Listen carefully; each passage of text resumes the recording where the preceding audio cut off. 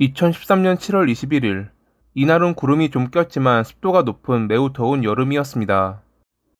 참의원 선거 투표일이었던 이날, 야마구치현 슈난시에 사는 야마다는 투표를 마치고 밭을 둘러본 뒤 저녁이 될 무렵 집으로 돌아와 쉬고 있었습니다. 그러다 문득 창고에 넣어둘 물건들이 생각나 밖으로 나왔던 그는 마을 아래쪽에서 환한 빛이 감도는 것을 발견합니다. 그가 사는 마을은 한계 칠학이라고 불리는 인구의 50% 이상이 65세 이상인 마을로 겨우 8가구 12명밖에 살지 않았기에 저녁 시간대에는 항상 어두웠는데 이날따라 마을 아래쪽에서 환한 빛이 보였던 것입니다.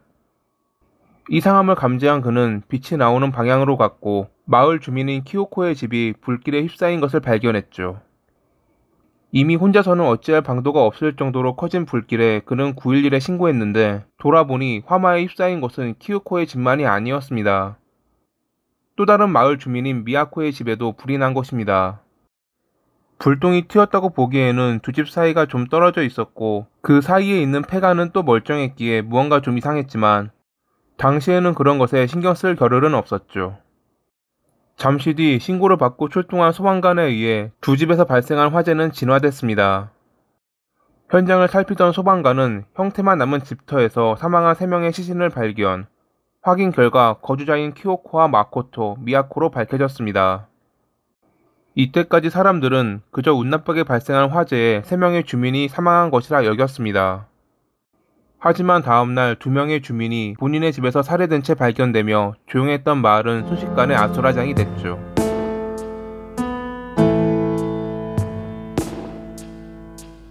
수사체로 발견됐던 3명을 확인한 결과 구타의 흔적이 남아있었고 살해된 채 발견된 2명 역시 같은 부위에 몽둥이로 타격당한 흔적이 남아있자 경찰은 동일범의 연쇄살인 사건으로 판단하며 사건을 조사했습니다.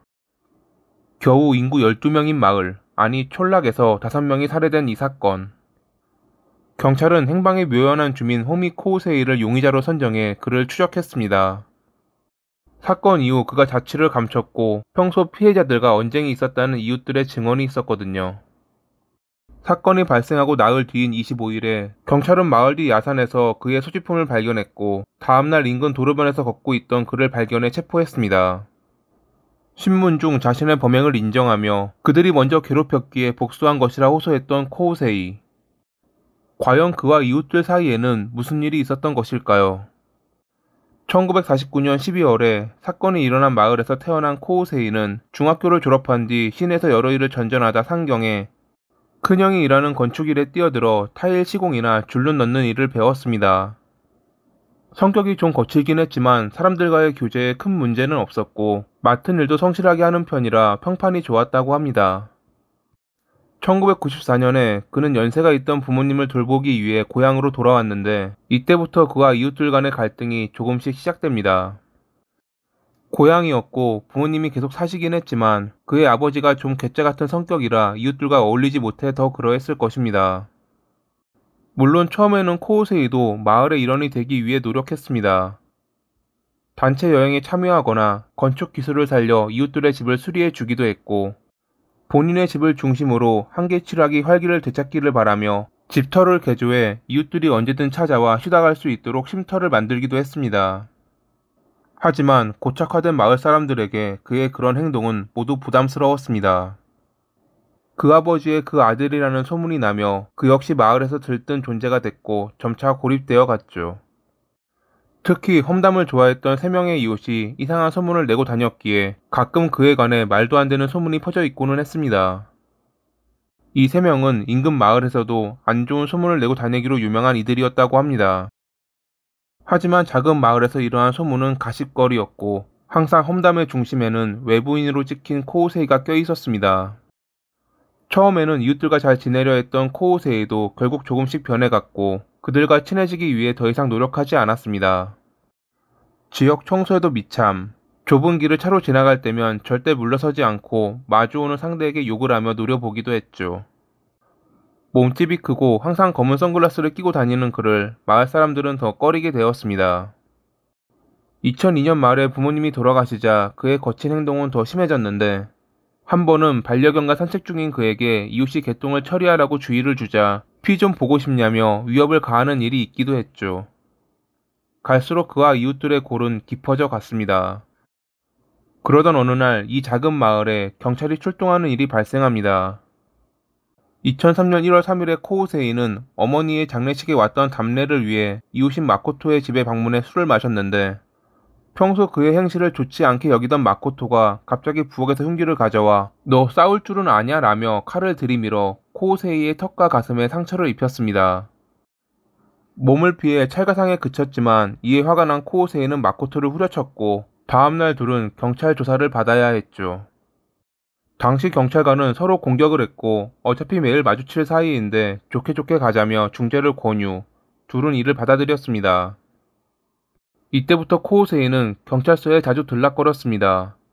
자기가 마을에서 왕따 당하고 있고 심지어 목숨까지 노려진다며 도움을 청했거든요.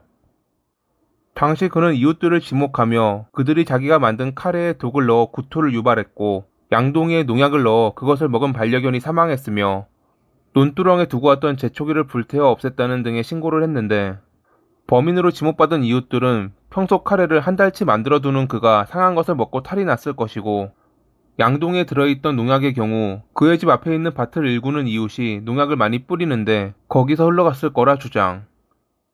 제초기의 경우 농사일은 물론 밭도 가꾸지 않는 그가 그런 것을 갖고 다닐 리 없다며 반박했습니다. 후에 밝혀진 사실이지만 코우세이는 이웃들과 사이가 안 좋아진 뒤로 피해망상이 생겼는데 갈수록 그 증세는 심해져 갔지만 당시 사람들은 그가 자기들을 골탕 먹이려 한다고 여겼기에 매번 좋게 마무리하자는 경찰의 말을 따랐다고 합니다. 이러한 관계가 지속되는 가운데 그가 마을에 오고 거의 11년이 지난 2013년 7월 앞서 말씀드렸던 살인사건이 발생한 것입니다. 소사체로 발견된 3명과 다음날 자기 집에서 살해된 채 발견된 2명, 그리고 마을에서 사라진 코우세이.